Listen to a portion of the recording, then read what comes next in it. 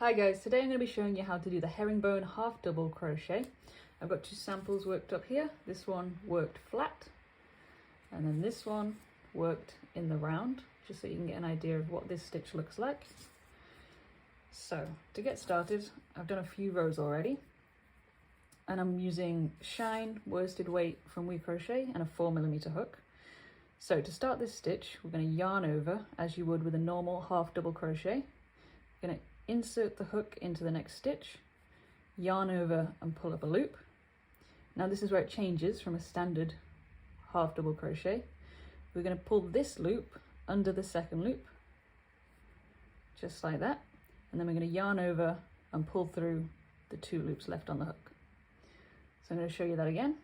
Yarn over, insert into the next stitch, pull up a loop, and then pull that loop through the second loop on your hook, yarn over and pull up a loop.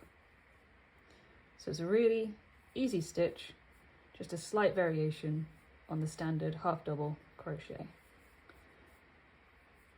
Hope you found that tutorial helpful, and make sure you give this video a like and subscribe to the channel for more tutorials. See you in the next one.